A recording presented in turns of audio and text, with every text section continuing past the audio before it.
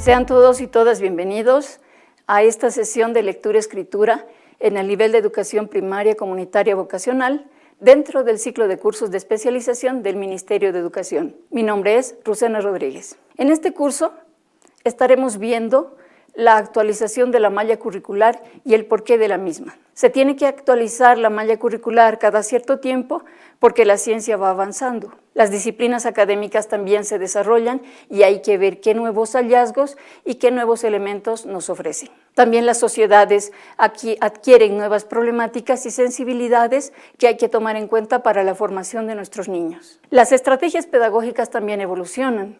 Evoluciona la pedagogía, la psicología, en este caso la lingüística y la neuropedagogía, y nos dan elementos nuevos para poder mejorar nuestro actuar en el aula. Finalmente, las sociedades requieren mayor calidad en sus procesos educativos, así podemos formar a niños que puedan aportar a su sociedad. Es por esta razón que la actualización curricular cada cierto tiempo es importante y vamos a tratar de dar enseguida algunos elementos para que ustedes puedan utilizarlos en el aula.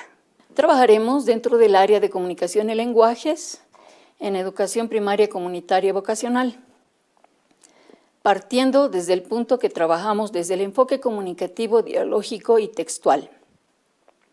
En el campo comunidad y sociedad, con niños de 6 a 12 años. Debemos comprender que el lenguaje es un vehículo que sirve para los niños o para toda persona en toda su vida para adquirir todos los aprendizajes que le van a servir en su vida diaria.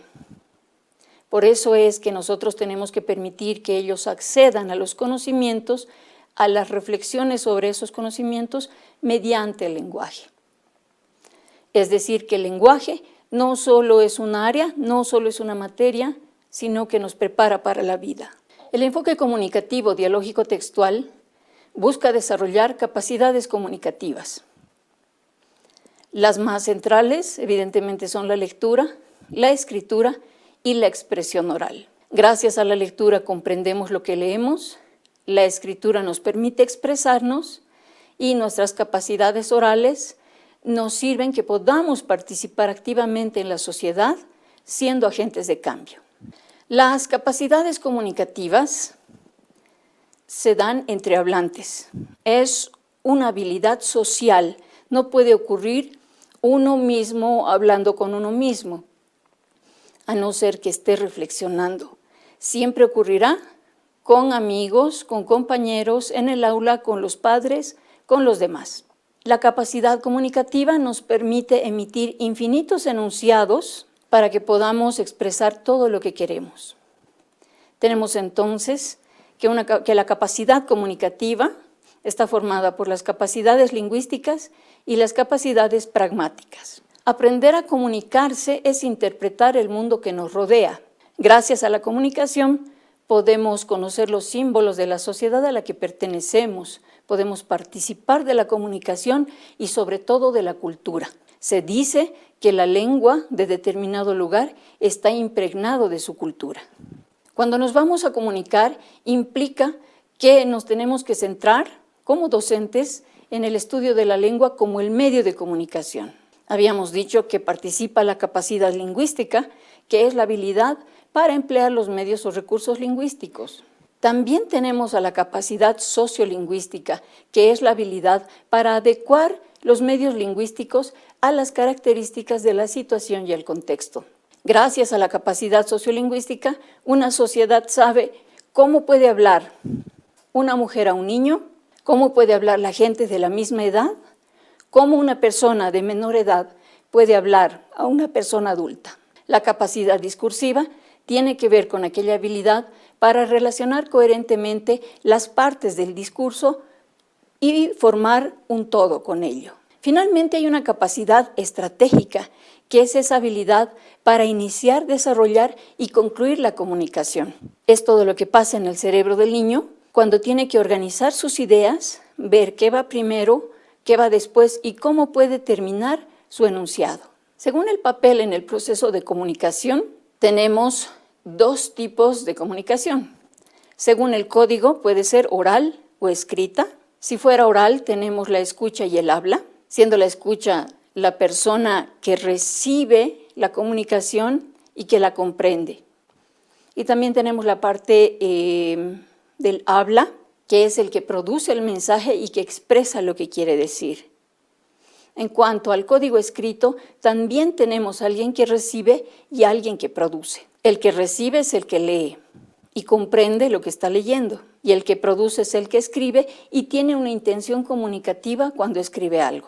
Entonces, teniendo en cuenta que hay unas capacidades comunicativas, la pregunta es, ¿tenemos que enseñar en el aula o tenemos que hacer que nuestros estudiantes aprendan capacidades o contenidos? Anteriormente, se señalaba que había que enseñar conocimiento, que en la materia de lenguaje usted iba a enseñar un conjunto de contenidos.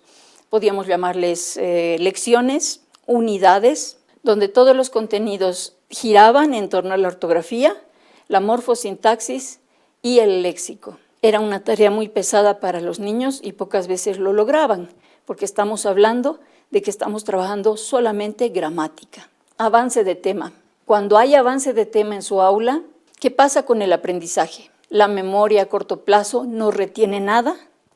Quiere decir que los niños se olvidan casi inmediatamente lo que usted les ha enseñado y los conocimientos no son significativos ni útiles para su vida. Pero si usted genera en su aula capacidades, quiere decir que la memoria a largo plazo opera y entonces todo lo que aprendan perdurará en el tiempo y sí les sirve para su vida diaria. Dentro de las habilidades para desarrollar en primaria, que van a formar la capacidad comunicativa, por cuestiones didácticas podemos desglosar. Tenemos que entender que la expresión oral siempre va primero, porque nosotros primero, el primer acercamiento que hacemos con nuestros estudiantes es hablar.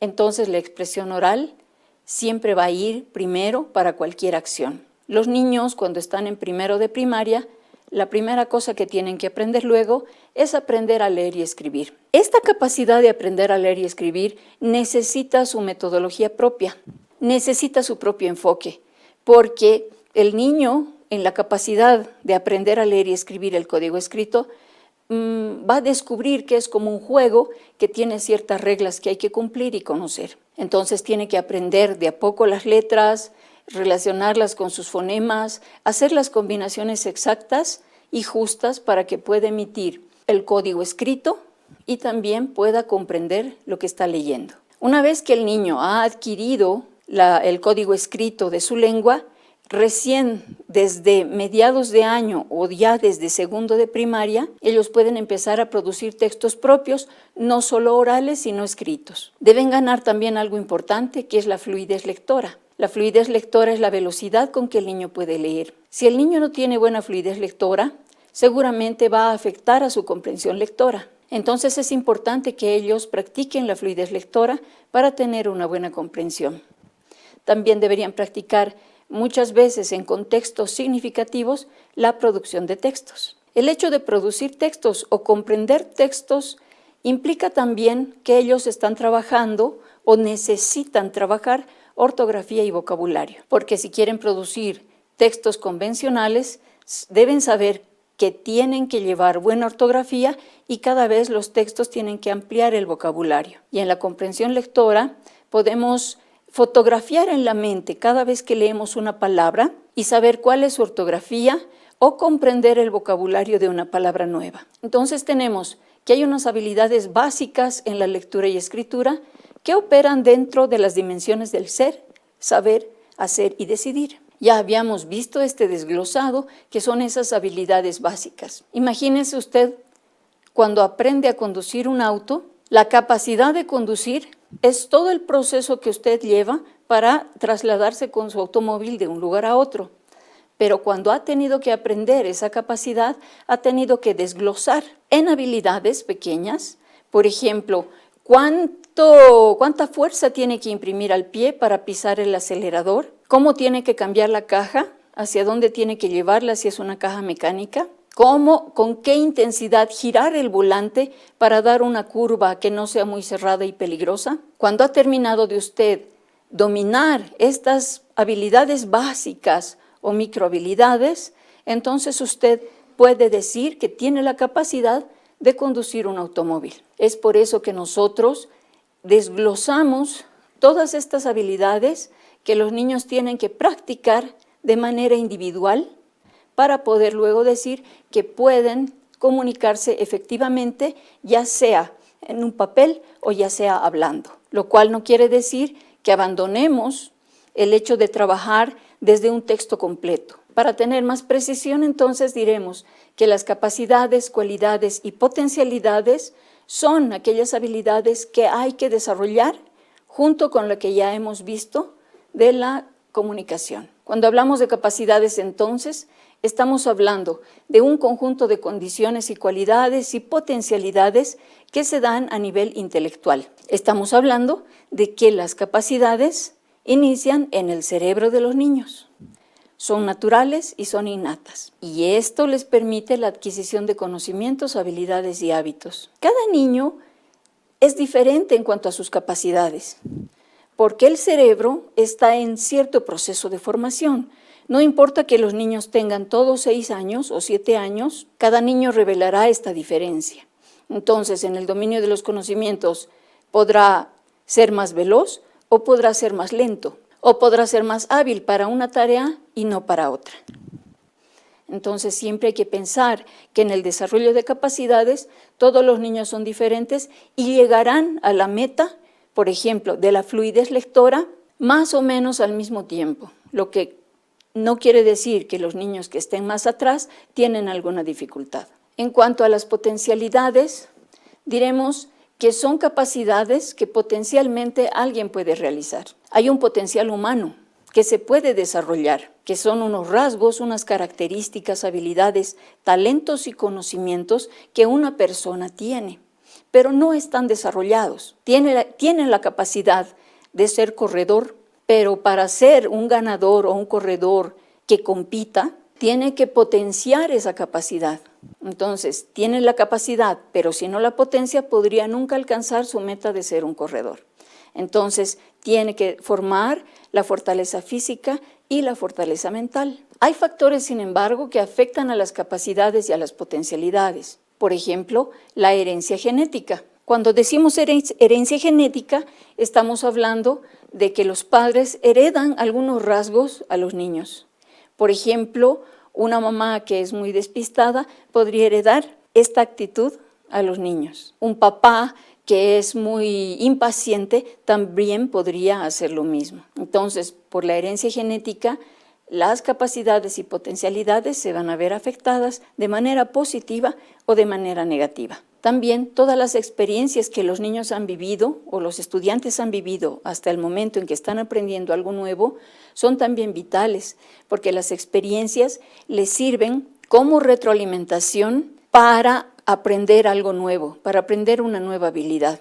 Nosotros solemos llamarles los conocimientos previos. Estos conocimientos previos que ya están instalados reciben la nueva información, la pueden acomodar mejor porque saben mucho del tema, así que no les cuesta mucho memorizar o comprender la nueva información. También es importante la calidad de relaciones que tienen ellos con sus hermanos, con sus padres, su familia, su comunidad, la escuela, porque de esa calidad de relaciones, su estabilidad emocional también va a influir en que ellos puedan aprender cosas nuevas con facilidad o les cueste por su estado emocional. La capacidad física también hay que tomarla en cuenta, porque hay niños que son más fuertes que otros, niños que tienen más capacidades físicas que otros y pueden lograr algunas cuestiones más fácilmente que otros niños que son más débiles, que son más pequeños.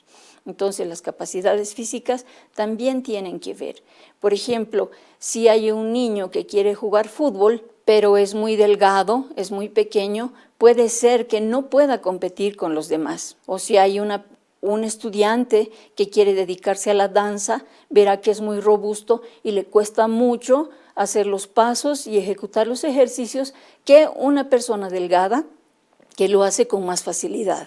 La educación también es importante, porque toda la educación que ellos han recibido hasta ese momento pasa a ser parte de sus experiencias. Entonces, nuevamente decimos que cuando tienen un reto nuevo, si tienen un caudal más grande en su educación y en sus experiencias, ellos podrán aprender o ganar habilidades con más facilidad. Las relaciones personales e interpersonales también deben ser cuidadas porque ya habíamos hablado, cuando hablamos de la calidad de relaciones, de la emoción de los niños, cómo se sienten ellos para aprender.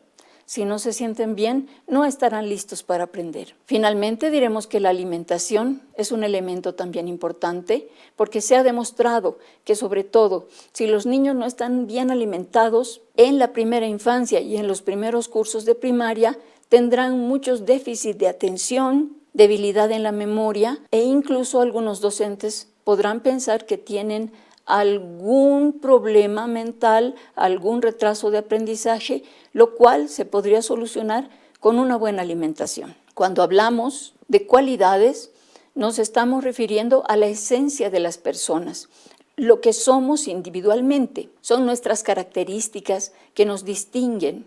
Pueden distinguir seres vivos, cosas, y nos permiten calificar e identificar las mismas. En el caso de los seres humanos, es nuestra manera de ser. Esta manera de ser que tenemos puede ser natural o aprendida. ¿Qué quiere decir? Que, por ejemplo, nosotros podemos nacer genéticamente con la impaciencia de papá, pero también papá nos puede enseñar por sus actos que es una persona bastante organizada y nosotros aprendemos esa organización. Entonces, nuestra característica es que sí somos impacientes, pero somos bastante organizados porque lo aprendimos de papá. Entre las cualidades que los niños pueden desarrollar, naturales o aprendidas, tenemos la paciencia, la honestidad, el respeto, la adaptabilidad, la persistencia, responsabilidad, disciplina, atención, solidaridad, determinación, confianza, entre otros. Veamos el caso de una niña que quiere aprender robótica. Ella está consciente que su cerebro tiene esa capacidad, puede hacerlo, pero también tiene que pensar si le emociona hacerlo, si ella es organizada para hacerlo y va a ser dedicada para apartar cierto tiempo durante la tarde y poder estudiar robótica. Finalmente, piensa que sí puede, que lo va a estudiar y hasta lograr armar el robot. Y después de ello va a poder armar otro tipo de mecanismos. Entonces ella se pregunta si puede hacer algo, tiene la capacidad de hacerlo. Ella se pregunta con qué rasgos cuenta para hacerlo, esa fuerza interna, si es responsable, si va a ser paciente, si va a estar motivada. Y finalmente se pregunta si es capaz de realizarlo y hasta dónde va a avanzar. Estamos hablando entonces de las capacidades, cualidades y potencialidades. Las capacidades son un elemento que se desarrolla dentro del cerebro. Cuando hablamos de aprender a leer y escribir, cuando hablamos de saber comprender lo que leemos, de poder comprender un texto que leemos o de ser capaces de escribir un texto original, estamos pensando que en el cerebro pasan varios procesos al mismo tiempo. Si voy a escribir, mi cerebro está ideando en la corteza frontal, está organizando las ideas, está viendo cómo las va a poner al inicio, al medio y al final, mientras tanto que la mano se está preparando para escribir, la vista está poniendo el ojo donde tiene que escribir y hay varios elementos que se ponen en juego para que él pueda empezar a escribir su texto original. Entonces, las capacidades del lenguaje en el cerebro ocupan toda la esfera cerebral, no como se pensaba antes, que aprender a leer y escribir era hacer algunos ejercicios como motricidad fina sobre todo, y que con ello ya podrían estar listos para leer y escribir. El lenguaje va más lejos. Otro elemento que nos hace saber la neurociencia es que los niños aprenderán haciendo. Si usted planifica unas actividades donde ellos puedan manejar las manos, la vista, puedan hablar, puedan escuchar y puedan mover el cuerpo, está utilizando los 5 sentidos.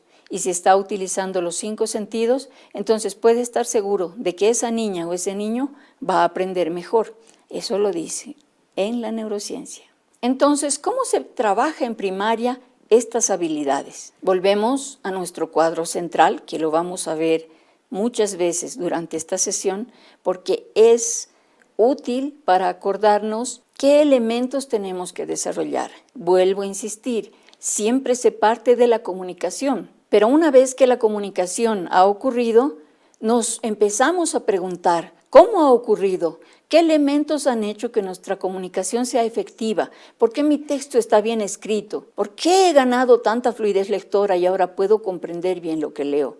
¿De dónde he ganado tanto vocabulario? ¿Y por qué mi ortografía es tan buena? Desarrollemos cada componente. Tenemos que trabajar entonces la expresión oral, el código alfabético con sus propios elementos, esto es enseñar a leer y escribir, aprender a leer y escribir, que tiene que ver con unos predictores como son la conciencia fonológica y la fluidez lectora. Está también la comprensión lectora, que tiene que ver con las estrategias de comprensión que podemos enseñarle y sobre todo que el niño o la niña pueda manejar los 3 niveles de preguntas. Tiene que ver con cuánto vocabulario puede avanzar el niño si lee todos los días un poco. Tiene que ver con la sintaxis, cómo se construyen las oraciones. Tanto leer, nos damos cuenta cómo se construyen y seremos capaces de producir de acuerdo a los ejemplos del momento cuando he leído algún texto. En producción de textos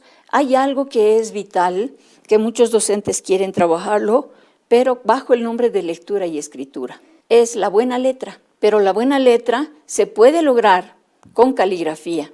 Y la buena letra es importante porque si estamos comunicando algo por escrito, necesitamos que los demás puedan leerlo y lo entiendan. Pero también trabajaremos la ortografía a nivel literal, ortografía en las letras, a nivel acentual, cómo es que se acentúan las palabras, y a nivel puntual, cómo se utilizan los signos de puntuación. Los y las maestras de primero, de primaria, deberían apartar un tiempo para trabajar el código escrito, aprender a leer y escribir. Deberían escoger un enfoque o un método que pueda armonizar con el enfoque comunicativo textual.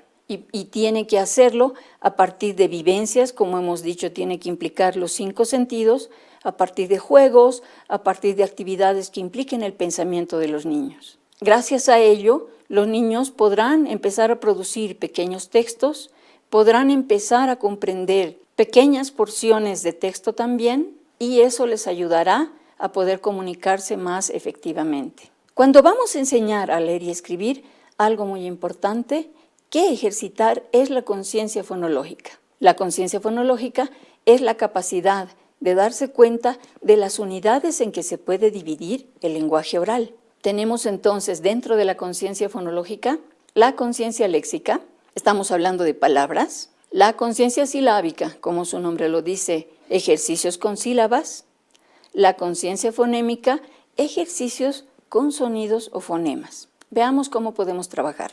Tenemos aquí, por ejemplo, unas oraciones y los niños necesitan saber que la oración que en su cabeza parece una sola unidad, cuando la vamos a escribir o la vamos a analizar, está compuesta por pequeñas unidades que son palabras. Si nosotros vemos, por ejemplo, la oración "el coche está roto", tendremos que identificar cuántas palabras tiene esta oración. Podemos hacerlo mediante aplausos o podemos poner una semilla por cada palabra que escuchemos. El coche está roto. 1, 2, 3, 4. En la conciencia fonológica también está la conciencia silábica, que es la capacidad de reconocer las sílabas. Lo interesante es que la conciencia silábica ya se trabaja desde muy pequeños, sin darse cuenta ellos. Por ejemplo, si un hermano le pide al hermanito que le preste su juguete, el niño responde "no quiero" y se va. Sin saberlo él, ha estado utilizando la conciencia silábica,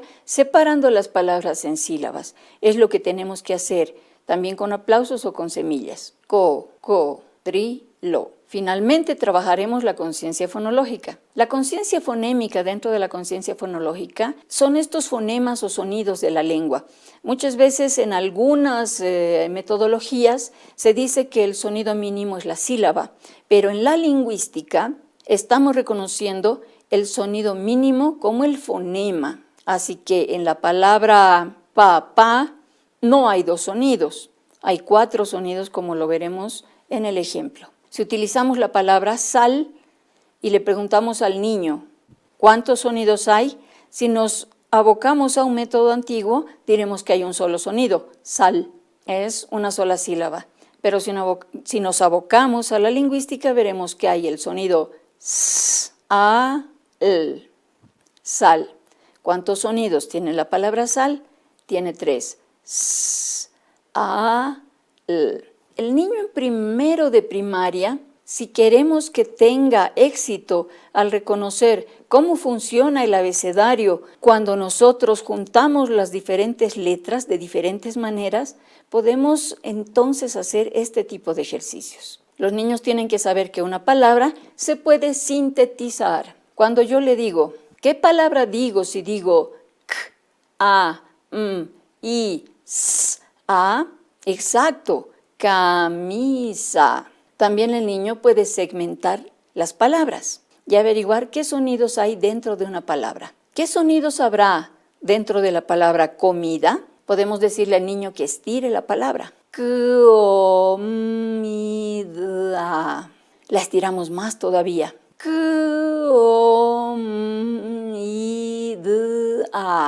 Entonces, poco a poco los niños se irán dando cuenta que estamos frente a los sonidos k, o, i, d, a. También tenemos que enseñar a los niños y niñas a identificar dónde está un sonido. Por ejemplo, si yo digo, ¿dónde está el sonido l?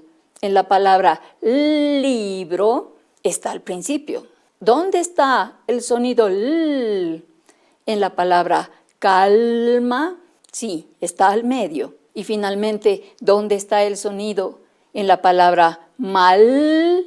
Sí, está al final. Podemos hacer otros juegos como omitir sonidos. En la palabra pelota, quiero que omitan el sonido t, porque es un sonido que quiero trabajar. Entonces, si omitimos en pelota el sonido t, ellos dirán, exacto, peloa. La palabra gatito, sin el sonido t, ga-i-o. También podemos comparar sonidos para que ellos puedan adiestrar su oído. Sílabas que suenan igual o diferente. En este grupo, ¿qué sílabas suenan igual? Tar, par, tan, dar. En este grupo, ¿cuál es diferente? Tar, par, tan, dar. Correcto, la sílaba tan. En el grupo lo, por, to, so, ¿cuáles son iguales? Lo, to, so. ¿Cuál es la diferente? Lo, por, to, so. La sílaba por. Usted puede hacer diferentes ejercicios, le voy a mostrar algunos. Los niños en inicial juegan con los sonidos, pero en primaria, en primero de primaria, ya sabemos que están familiarizados con el alfabeto, así que nosotros jugamos con los sonidos y vemos qué letra le corresponde a cada sonido. Hagamos este ejercicio. Por la pronunciación de la boca, ¿qué sonidos diríamos que son? ¿Y a qué objeto de aquí abajo corresponde? P, E, L, O, T, A. ¿A qué objeto corresponde? Correcto, pelota. Como ese ejercicio, usted puede hacer otros varios. Por ejemplo, pueden repetir retahílas para que ellos escuchen los sonidos. Puede jugar con canciones como el veo, veo, ¿qué ves? Una cosa que es, una cosa que empieza con Si ellos miran alrededor dirán, mesa, porque empieza con Juegos de conciencia silábica, siempre con aplausos, rimas. ¿Qué rima con gato? Torta, sandía, pato, pato. ¿Qué rima con helado? Teléfono, choclo, dado, dado. La conciencia silábica. Repita muchas veces con aplausos cuántas sílabas se encuentra en las diferentes palabras. También pueden visualizar la posición de la sílaba en la palabra. Por ejemplo, vamos a ver la sílaba ma. En cama, ¿dónde está la sílaba? ¿Adelante o atrás? En mano, ¿dónde está la sílaba ma? En rama, ¿dónde está la sílaba ma? Hacemos el ejercicio al derecho y al revés. Palabra tiza. sílaba ti, sa. Sonidos t, i, s, a. Sonidos t, i, s, a. Sílaba ti, sa. Palabra tiza. De esta manera usted puede ir jugando con los niños. Si decimos bote, más la sílaba ya, ¿de qué estamos hablando? Sí, de una botella. Cara, más la sílaba col, estamos hablando de un caracol. Luego de haber hecho los ejercicios de conciencia fonológica, es importante que los niños se acerquen al alfabeto escrito teniendo en cuenta 3 premisas. Que las letras tienen, para empezar, un sonido, tienen una forma o varias formas, ya sea si es mayúscula o minúscula, que se escriben en cierta dirección y tienen un nombre. Esta es la letra M. Su sonido es y se escribe de esta forma. Es importante también trabajar la caligrafía. Nosotros podemos dar muestras desde inicial a los niños con este tipo de ejercicios de manejo del lápiz, de dominio del lápiz, para que luego puedan ellos escribir las letras y escribir los números. Este ejercicio, sin embargo, no es un ejercicio de lectura-escritura, es un ejercicio de caligrafía. Finalmente, si nosotros queremos enseñar a los niños o que ellos aprendan a leer y escribir, tenemos este ejercicio que es bastante útil y que si usted lo practica después de leer algún texto y dice, ha leído, por ejemplo, El gato con botas y le interesa trabajar la letra T, entonces dice, voy a tomar la palabra gato. Ahora le voy a enseñar 2 cosas al niño, que para armar palabras hay una máxima de cantidad y una máxima de calidad. Evidentemente, estos términos científicos son para usted, no para el niño o la niña. La máxima de cantidad nos dice en el código escrito que para formar la palabra gato necesitamos 4 grafías y 4 sonidos. ¿Cuáles son? G, A, T, O. Pero son 4, ¿verdad? Pero la máxima de calidad nos dice que no pueden ir ordenados como sea. Hay un orden correcto. No puedo leer go at o at g o agto. Tengo que ordenar primero, escuchándome a mí mismo, gato, gato, g. Primero la g. Gato, ga, a, la a. Gato, t, la t. Gato, la o. Máxima de cantidad, 4 letras para la palabra gato. Máxima de calidad, no cualquier orden. Primero la G, luego la A, luego la T y luego la O.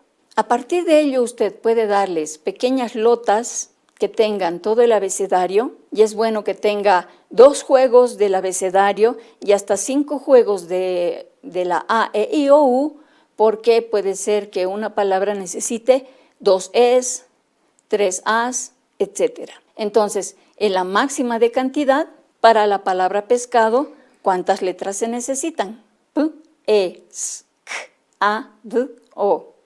O puedo decir la P, la E, la S, la C, la A, la D y la O. 7 letras. Para la máxima de calidad, tengo que decir cómo las ordeno. Pescado. El niño o la niña irán repitiendo varias veces la palabra hasta que puedan ordenar los sonidos que escuchan en la palabra pescado y luego la podrá escribir en el cuaderno. Con esta forma de trabajo hay un resultado interesante. Los niños no tienen que esperar a avanzar durante el año las sílabas directas, sílabas inversas o trilíteras, porque ellos al manejar la máxima de cantidad y calidad saben los sonidos de cada letra y saben qué pasa cuando lo colocan en cierto lugar. Ya lo pueden leer. Una vez que ellos han aprendido cómo se escribe el código del idioma que ellos hablan, entonces es hora de aprender a leer, reconociendo los fonemas, asociando con su grafema. Ma, tiene la M, A, y sus sonidos son A. ¿Qué sílabas tiene? Ma. ¿Qué palabra es? Mamá. Ya que ellos han logrado esta habilidad, ahora sí les vamos a dar textos más largos, oraciones, adivinanzas, pequeños chistes, y ellos irán leyendo para practicar la fluidez lectora. Si usted no enseña a los niños a leer con fluidez, es posible que tenga estos resultados. Si trabaja con conciencia fonológica, ellos dirán, ¿qué dice aquí? Reconocemos los fonemas. ¿Qué dice aquí? R, ek, o, n, o, s, er, l, o, s, f, o, n, e, m, as. ¿Qué has entendido? Nada. Por eso es importante trabajar las sílabas. Por eso es importante trabajar las palabras. Para que cuando ellos quieran ganar fluidez, puedan leer con velocidad de acuerdo a la edad. Que tengan precisión al leer. Que no lean periódico. Que lean periódico. Y que lean con entonación.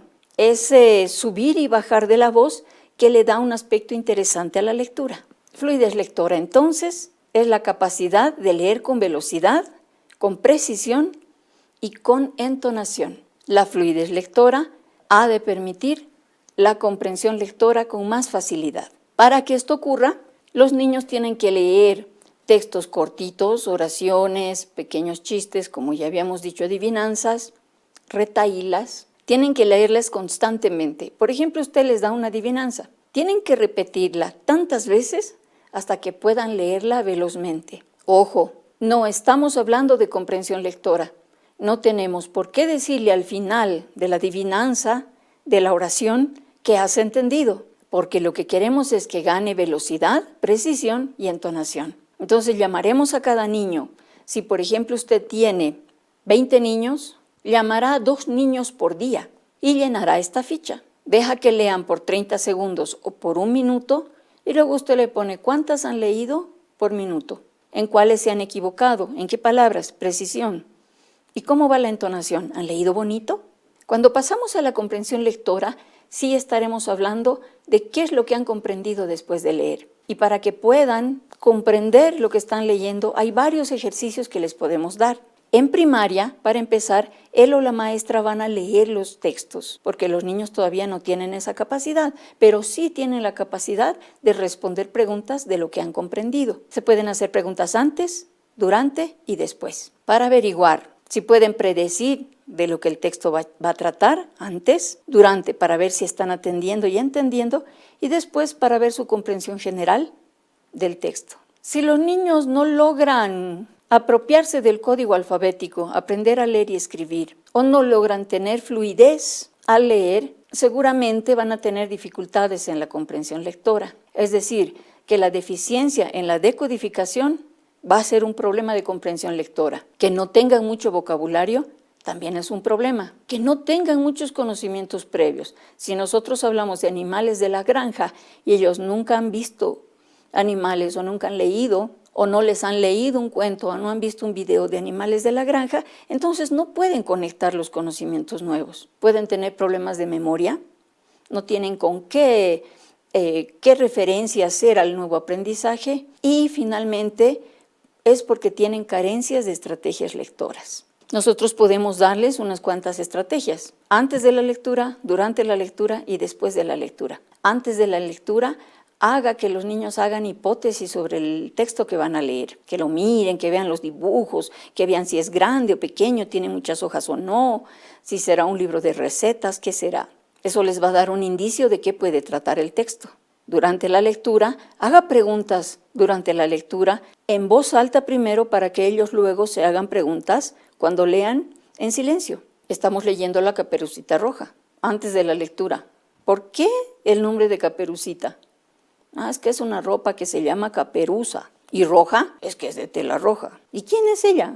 ¿Es una señora? No, es una niña. Durante la lectura. Y el lobo le dijo que el camino más largo era el camino más corto y que se fuera por ahí. Me detengo. ¡Oh! ¿Será que se va por ahí? ¿Será que se va por el camino más largo pensando que es el más corto? Los niños darán respuestas. Bueno, verifiquemos. Y el lobo se dirigió por el camino más corto a la casa de la abuelita.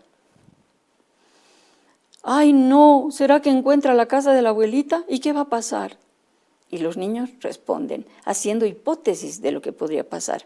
Esto nos indica que ellos están haciendo seguimiento de la lectura.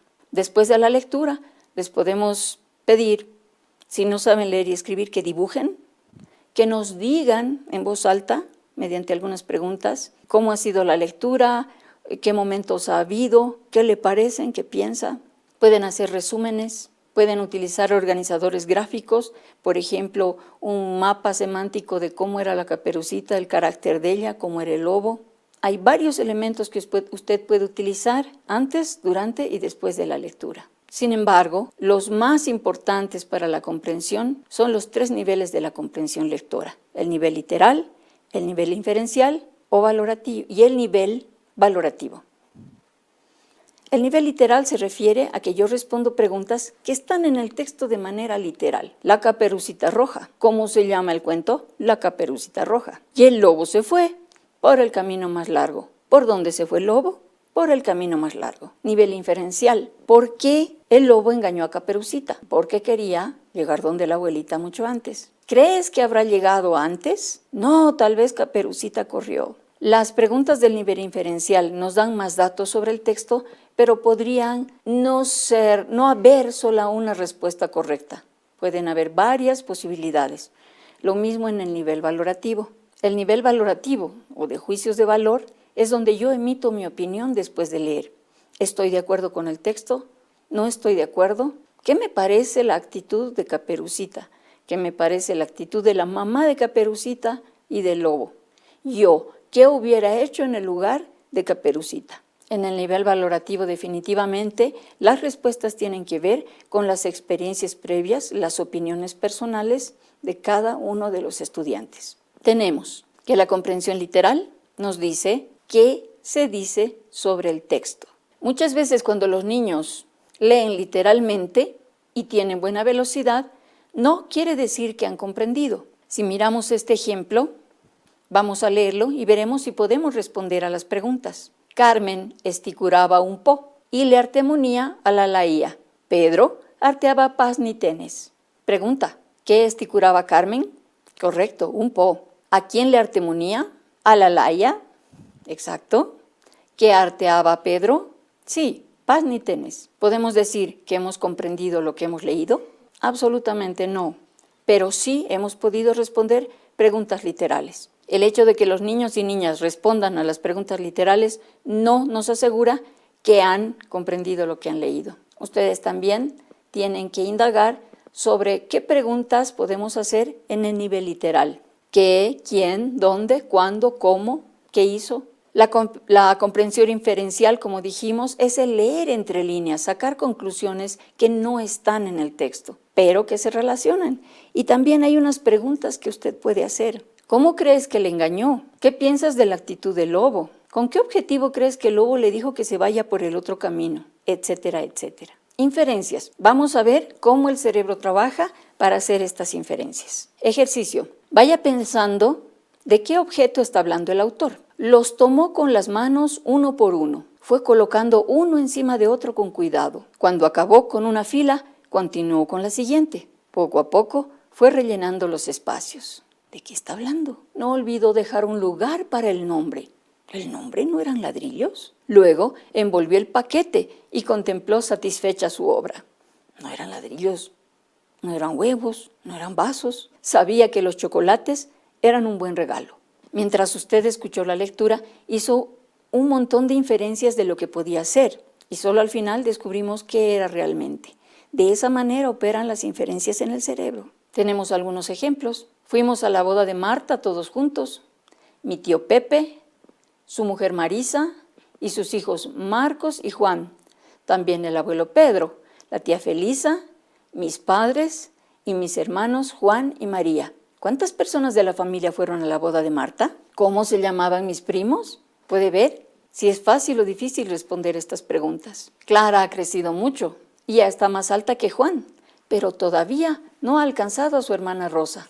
Pregunta, ¿quién es el más alto? ¿Quién es el más bajo? Repitiendo, la comprensión crítica valorativa tiene que ver con mi juicio de valor acerca de lo que yo he leído. Es mi opinión personal, que me ayuda a saber si el autor me está mintiendo, me está queriendo convencer de algo, me quiere divertir porque es un cuento, etcétera, etcétera. Hay algunas preguntas que sirven para averiguar el nivel crítico valorativo de las niñas y niños. ¿Qué opinas de? Según tu percepción, ¿por qué crees que? ¿Qué parte del texto te impresionó? ¿Crees que es real o es imaginario? Entonces, decimos que Estas predicciones pueden hacerse antes de la lectura y durante la lectura. Después ya no podemos predecir porque ya conocemos el texto. Es importante entonces que usted enseñe a las niñas y niños a que antes, durante y después de la lectura ellos puedan formular sus propias preguntas. No solo tienen que saber responder, sino también formular las preguntas. En cuanto a expresión oral, evidentemente tenemos que hacer que los niños y niñas hablen todo el tiempo posible. Pero no son intervenciones como, ¿entendieron el texto? Sí. ¿Les gustó? Sí.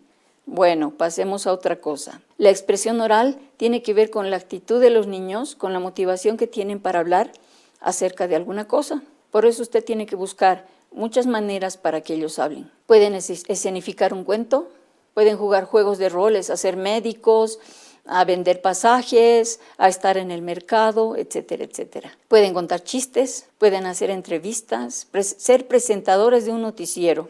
Podemos conseguir una caja grande de cartón y volverla como la caja de la televisión y ellos pueden entrar ahí y dar el noticiero a sus compañeros. Esta destreza tiene que ser también practicada. Tiene que haber mucha producción oral en el curso. Hay un miedo a hablar en público. Entonces, ¿qué puede hacer usted?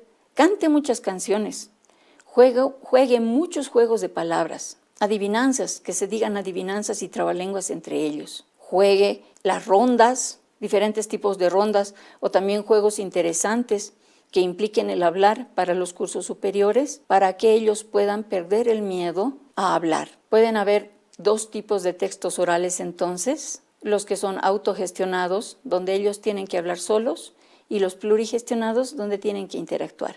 Haga los dos tipos de juegos. El niño que habla solo es porque está en una conferencia, en un discurso, está dando el noticiero o está contando algo. En cambio, los que interaccionan es que porque tienen una conversación por teléfono, porque uno está comprando algo y el otro está vendiendo, porque hay una entrevista, porque hay un debate, una mesa redonda. Utilice estos dos tipos de posibilidades. Pueden utilizar estrategias conversacionales, que los niños expongan algo, que argumenten, que describan y que narren.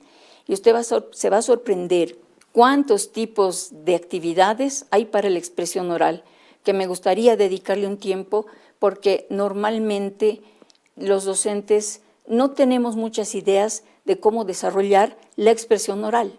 Tenemos actividades basadas en el juego dramático, puede improvisar, hacer juego de roles, dramatizar, una creación colectiva, la simulación. En el aprendizaje cooperativo, ellos pueden hablar mientras hacen rompecabezas, mientras conversan sobre algo. En interacción grupal, hay diferentes juegos que nos permiten. El espejo, la cebolla, el mercado, la pirámide, el peluquero. Usted hace un juego de roles en el peluquero y entonces un niño será el peluquero y el otro será el cliente y tienen que hablar. Y pueden hablar con los demás clientes. Juegos lingüísticos, ya lo he dicho, adivinanzas, juegos de mesa, juegos psicológicos, actividades basados en respuestas, repeticiones, buscar las diferencias, torbellinos de ideas, lluvia de ideas, que den soluciones a problemas, o actividades basadas en historias o relatos, que modifiquen el final, que completen la información, que construyan otra historia, que la recreen, pueden hacer teatro otra vez, que la comenten, ¿qué les parece? Hay otra basadas en objetos, sonidos, imágenes, videos. Pueden describir, explicar, imaginar, comentar. En comunicación formal, ya tenemos que enseñarles las estrategias del debate, del discurso, de la asamblea, la mesa redonda. Esto ya para los cursos superiores. También, ¿qué harían si ellos fueran a dar las noticias, si fueran a hacer una entrevista, una propaganda, una rueda de prensa? Ellos se pueden poner en todas estas situaciones basadas en los textos literarios. Leen un cuento y ellos luego lo cuentan con cuentacuentos. Un poema lo declaman. Finalmente tenemos la producción de textos orales y escritos. Producción de textos orales cuando los niños no saben leer y escribir todavía. El maestro es el que media. En la producción de textos escritos, los niños tienen que verse inmersos en muchos textos para saber cuál es el formato de los mismos. Y gracias a estos formatos, ellos mismos crear cuentos, chistes, primero textos cortitos y poco a poco textos de mayor dificultad. Recuerden que los niños en primero de primaria todavía están aprendiendo a leer y escribir. Todavía ellos están hipotetizando de otras maneras la lengua escrita. Para que sea interesante la producción de textos, para que al niño le llame la atención, haga cosas novedosas, haga cosas interesantes. Por ejemplo, inventar un aviso exagerado o descabellado. Ejemplo, se necesita un contador de profesión para contar las pulgas de un perro pulgoso. Gatos, abstenerse. Referencia a tercera casa del perro a la izquierda. ¿Cuál sería su aviso exagerado? Luego de hacer este texto tan cortito, podríamos ver qué hemos escrito, cómo nos hemos sentido al escribir, para quién lo hemos escrito, qué dificultades hemos tenido, cómo podemos superar esas dificultades y cuál fue el propósito de escribir un aviso descabellado.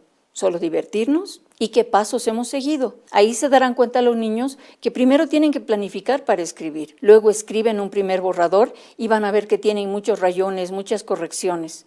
Pero luego de corregirlo ya hacen su obra maestra. Necesariamente cada vez que ellos escriban tiene que ser algo que tenga sentido, un sentido social. No pueden escribir jamás, ya más, sobre todo los niños pequeños, mi mamá me mima, ese oso asa seso, no tienen sentido. Tienen que escribir apenas oraciones o pequeñas frases, si es en primero, pero que necesariamente tengan función social. Ya cuando vamos avanzando podemos enseñarles que los textos tienen una estructura. Por ejemplo, el cuento siempre tiene un inicio, donde están los lugares, personajes y el tiempo. Luego hay un hecho perturbador. Todos estaban felices hasta que algo pasa. Luego todos los actores tratan de resolver el problema con acciones, pero al final el conflicto se resuelve. Si niñas y niños tienen esto en mente, podrán fácilmente escribir cuentos. Lo mismo pasa con la poesía, con estructura de textos cortos. Por ejemplo, si yo les enseño chistes de mamá, mamá, siempre hay una estructura. Mamá, mamá, ¿qué quieres, hijo? Y luego viene el chiste. Los chistes de tan, pero tan. Era tan, pero tan algo que... y rematan con el chiste. Para que los niños puedan escribir con cierta facilidad y confianza, hay que jugar mucho primero. No podemos decirles, bueno, hagan un resumen, siéntense y hagan un cuento. Siéntense y inventen una receta. No se puede. Primero hay que jugar mucho. Jugar a narrar y describir. Describimos una imagen, un animal, un objeto, una persona. Si describimos, vamos a ver qué forma tiene, qué aspecto tiene, carácter, tamaño, olor, color. Inventamos rondas sabiendo lo que es la rima. Bailemos la ronda de la paraba, que se durmió mientras se bañaba.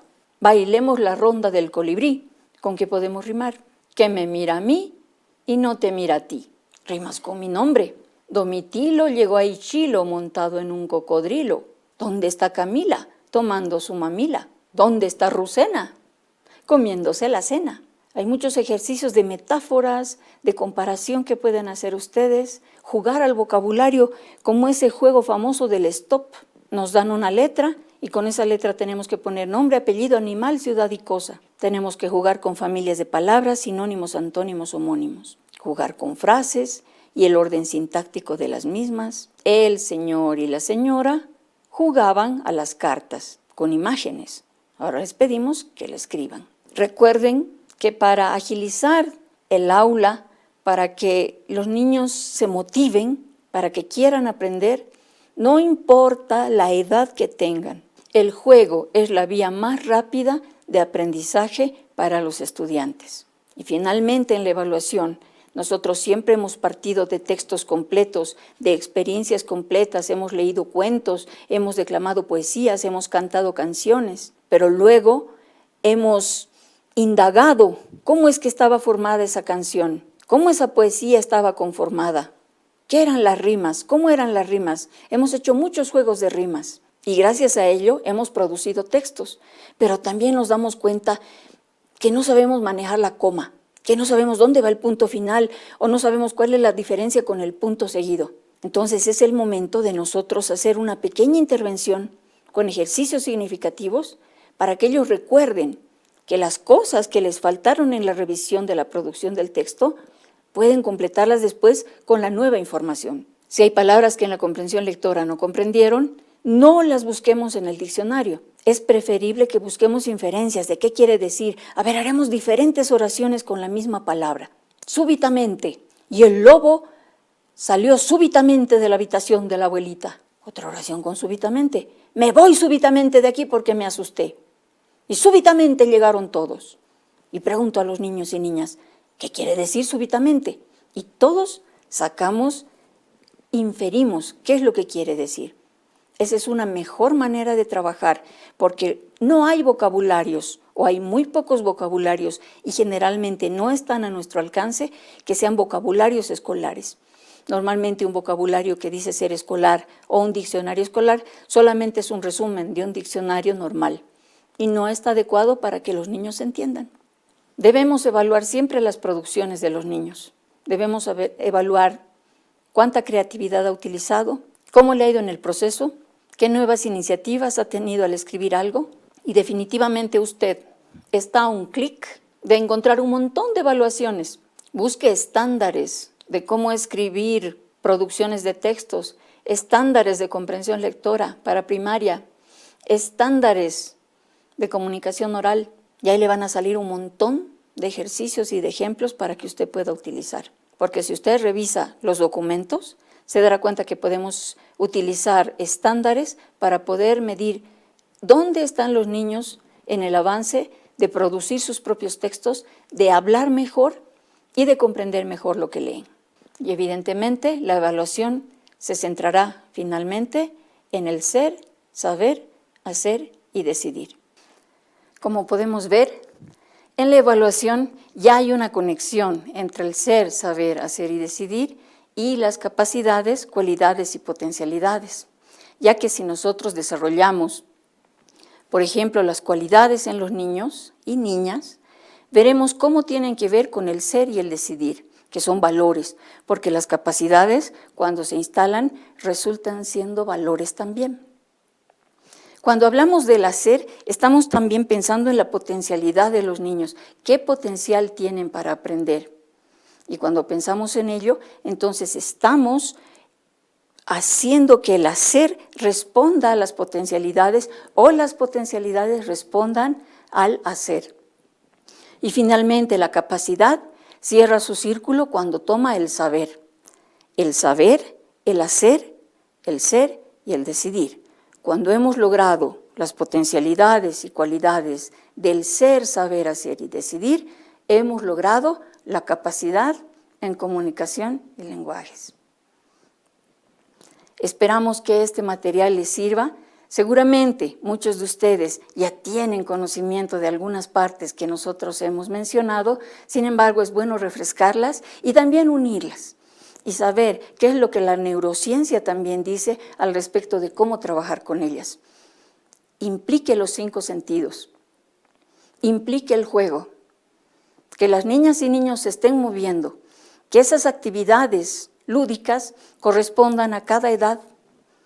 No serán las mismas actividades para primero de primaria que para sexto de primaria, pero siempre utilizaremos el juego como el camino que ellos utilizarán para aprender con emoción, para que tengan ese ánimo de querer saber cosas nuevas y lograr sus potencialidades.